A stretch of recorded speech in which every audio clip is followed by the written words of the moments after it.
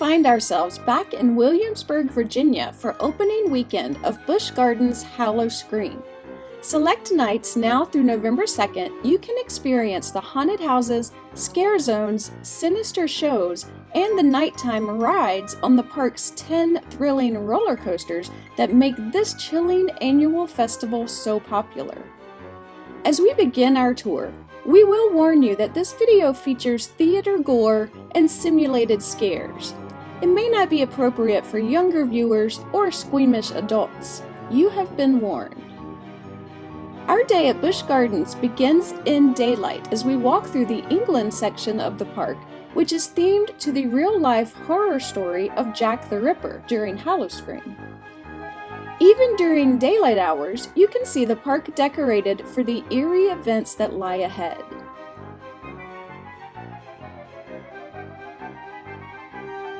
Howl-O-Scream doesn't officially start until 6 p.m.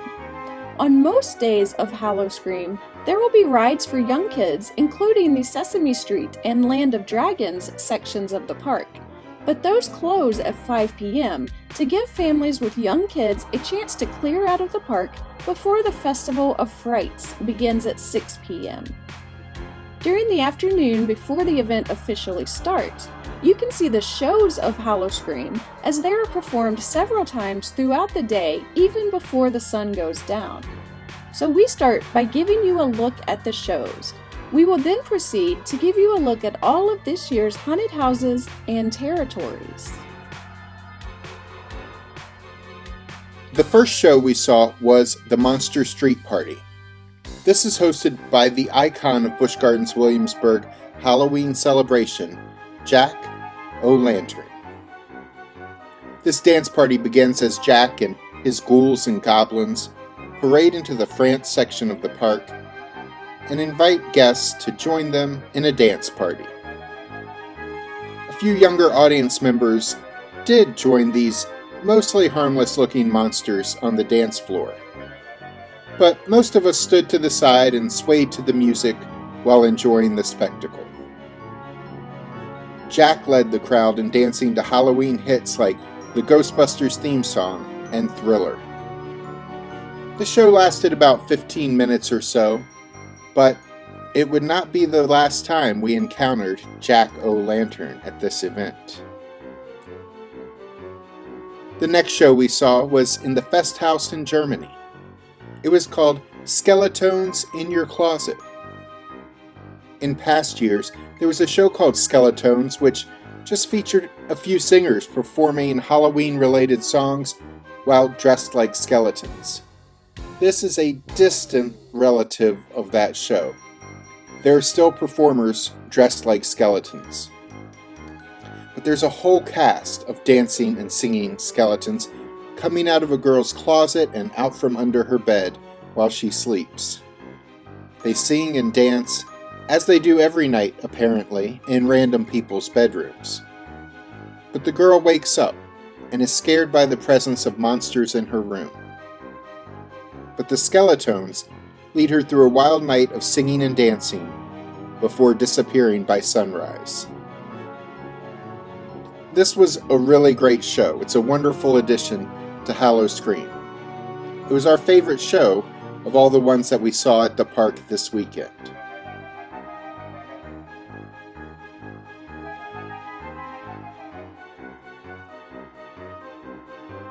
There's another fun new show called Spirit Spellabration, located in the San Marco Theater in the Italy section of the park. This show features an entertainer named Don Osario, who wants to be famous, along with his assistant, Mortista. Don plans to cast a spell in the graveyard where his ancestors are buried to awaken their spirits, in the hopes that they will help him achieve worldwide fame. Like all the other Howl-O-Scream shows, this one involves singing and dancing. However, this one is mostly played for comedy, and it involves 3 volunteers from the audience who are needed to help Don and his assistant cast the spell.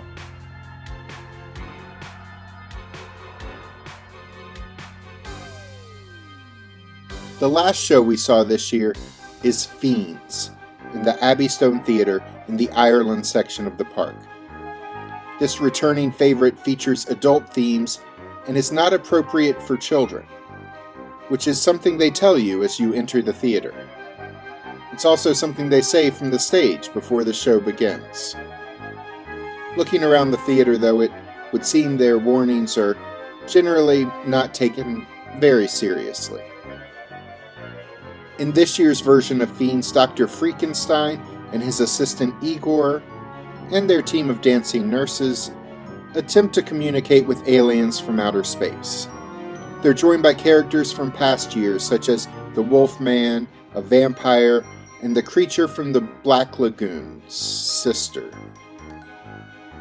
Along the way, there is, yes, singing and dancing, but also on tap is humor that will be popular with middle school boys, a barrage of pop culture references passing as jokes, and the type of political commentary that passes for clever and insightful on TikTok. Having said all that, the performers are talented. There were a number of times we laughed out loud at the antics on stage in spite of ourselves. If this sounds like something that would interest you, then we hope you enjoy it. But we do join the park in suggesting that you not take your kids to the show. Adult humor and adult themes are on full display, along with performers gyrating with each other in positions that you will never see in the Celtic Fire show that normally takes place in this theater. The fact that your kids may occasionally be exposed to such things in the world in which they live might not actually be a good reason to serve up more of it to them on a family visit to the theme park. There is one show that did not start opening weekend, and it might be the best of all the shows. Monster Stomp on Ripper Row begins on September 26th in the Globe Theater near the park's entrance. We're showing footage from a past year's performance since it hasn't started yet. This is a show featuring modern rock and percussion performers telling a story based on the real-life London serial killer Jack the Ripper.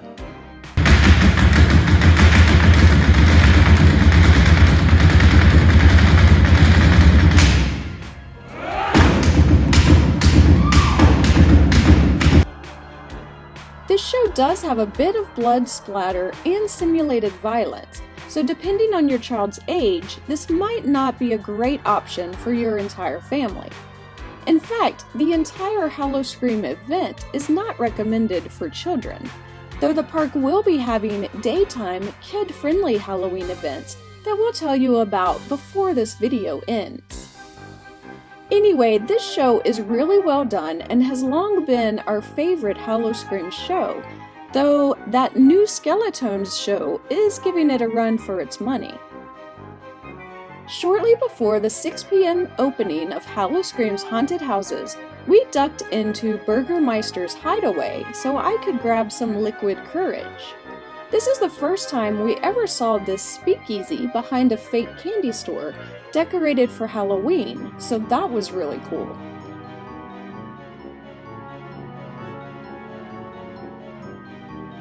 I got a watermelon mojito in a blood bag, which was an appropriately spooky beverage container for this event. It was delicious, though pretty high priced for a drink of its size. At 6 p.m., we were standing in front of Festhaus in Germany for the evening's opening ceremony as Jack O'Lantern welcomed the monsters of Howl-O-Scream out to haunt us. Jack's dancing scarecrow stiltwalkers were back with him as well, and we met a number of characters we would later see tormenting guests around the park. After that short ceremony, we walked over to our first haunted house of the night, Werewolves, The Wolf's Revenge. This is an appropriate addition to the event with the debut of the new coaster, Big Bad Wolf, The Wolf's Revenge, earlier this year. In this house, you enter a containment facility where the government has captured a werewolf. But as you go through the house, it becomes obvious that maybe it is the people in the facility and not the werewolf who were trapped. This was a fun new house that could have benefited from more werewolves.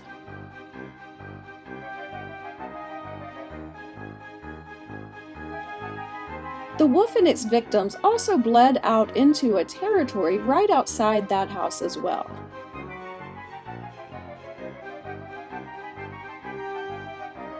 Also back near Fest House is another haunted house, the returning Clown Town.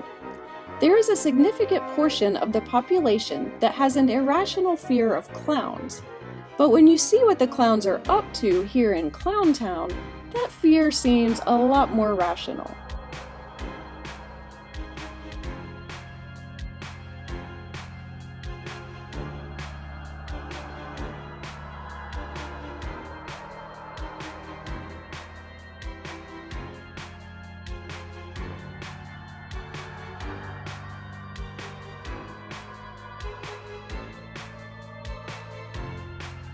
From there, we traveled through our next territory, which is what Busch Gardens calls their scare zones.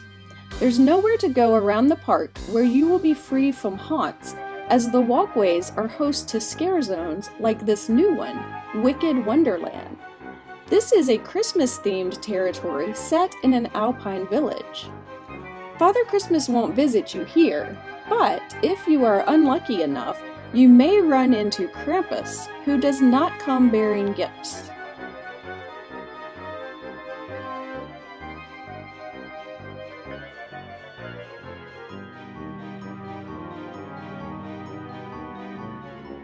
The next territory was Stalker Street, where scarecrows terrorize the townsfolk of the New France section of the park.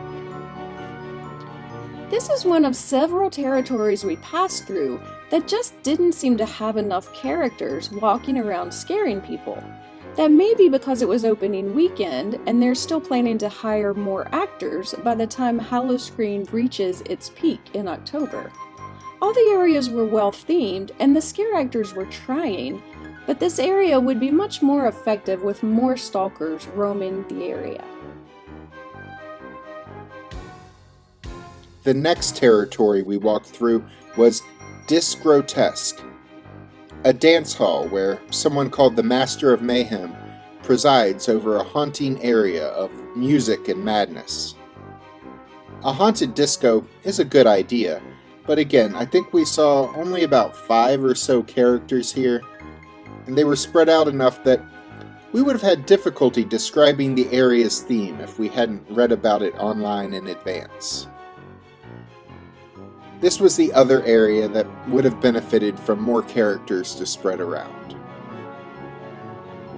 The next haunted house we toured is the Killarney Diner.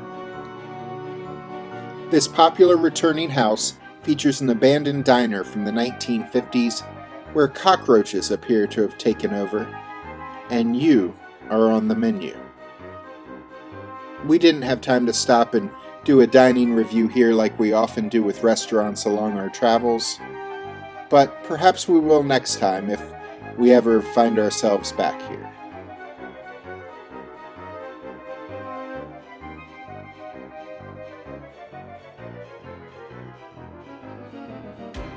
We then walked through a territory called Fest Evil.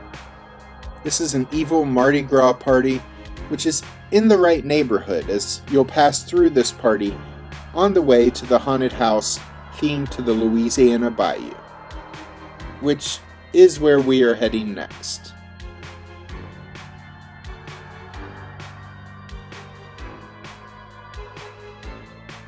Deathwater Bayou Morte is a returning house that is themed to a voodoo queen named Madame Morte, Mistress of the Dead, and her followers causing havoc out on the swamp.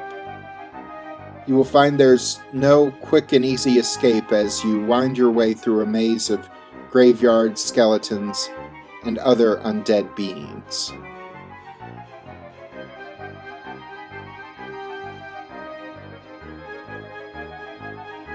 Our final haunted house is another new one. It's called Bloodshot.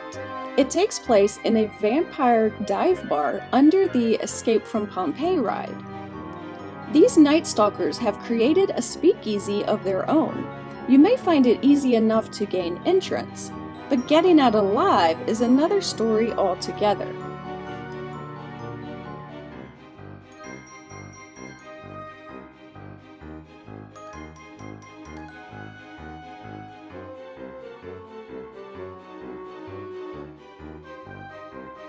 Our final walk through a territory found us walking through the streets of Whitechapel through Ripper Row. A killer is loose in the back alleys of the 1880s English town. Getting out safely might require a little detective work. What did you do? I can't tell that. Are you Jack the Ripper? No, well, I think, Do you know where Jack the Ripper is? I think that Are these ladies in danger in front of me? under penalty of law. Is this a safe neighborhood, would you say? There is a kid-friendly Halloween event at Busch Gardens every year. It is the Sesame Street Spooktacular, taking place September 20th through November 2nd on Saturdays and Sundays, only from park opening until 5 p.m. when all the kids' rides close down. At this event, kids can wear costumes and trick-or-treat, as well as enjoy a Halloween show and dance party, in addition to all the park's usual attractions for the kiddos. But remember, the scares start at 6 p.m., and you should probably get your young kids out of the park by then, because the scares are everywhere. Click the link at the end of this video to see what last year's King's Dominion Halloween Haunt in the Richmond, Virginia area was like. That event opens this year on September 19th. And be sure to subscribe to our channel so we can see you the next time we're traveling through.